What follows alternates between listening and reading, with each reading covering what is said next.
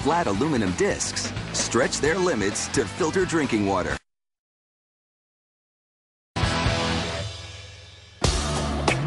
This simple canister can trap dangerous chemicals, bacteria, molds, and other nasty things. When installed under a sink, a water filter like this cleans tap water by filtering out particles and contaminants. The shiny silver canister holds it all together. But it's the stuff inside the canister that's doing all the work.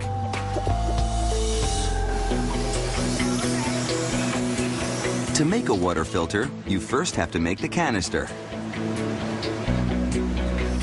And believe it or not, the tall, narrow canisters actually start out as flat aluminum discs that get shaped and stretched inside a machine called, what else? A can maker. First, a hydraulic ram presses each disc into a cup-shaped die.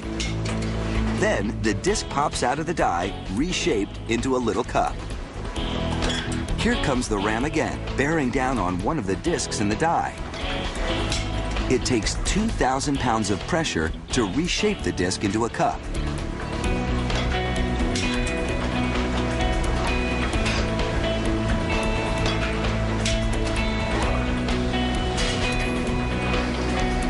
A clamp grabs the cup and places it on the end of another hydraulic ram. Then, the second ram pushes the cup through several round openings, each one slightly narrower than the last. Squeezing through the narrow openings forces the aluminum to thin and stretch. As the cup becomes taller and taller, until the cup is stretched into a 10-inch canister. Finally, a blade cuts the canister to size.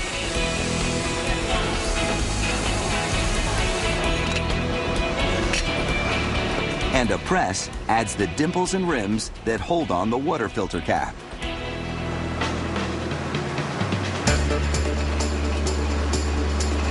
When the canisters are finished, an industrial-strength washing machine gives them a good scrubbing to remove the coolant, grease, and other contaminants that could have been picked up inside the can maker. Then, the canisters are loaded onto a rotary table that heats them up to 580 degrees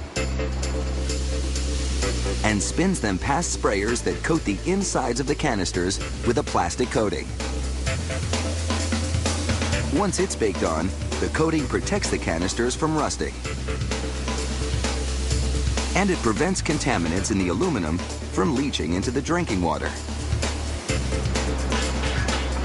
After passing through an oven, the canisters shoot out into a quenching bath to cool off. This cures the plastic coating, guaranteeing the drinking water never comes in contact with the aluminum surface of the canister.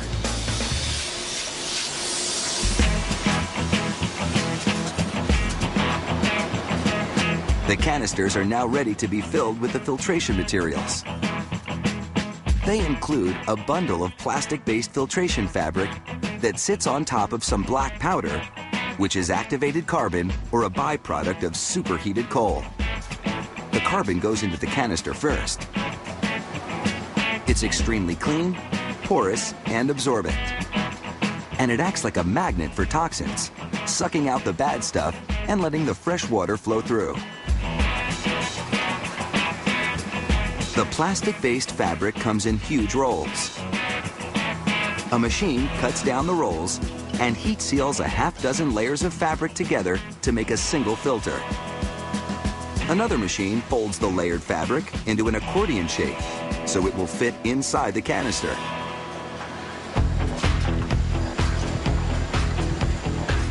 A machine attaches a cap to each fabric filter, and a worker places one filter in each carbon-filled canister. A press forces the cap down into the canister. And a rollover machine crimps the metal lip around the cap for an airtight seal.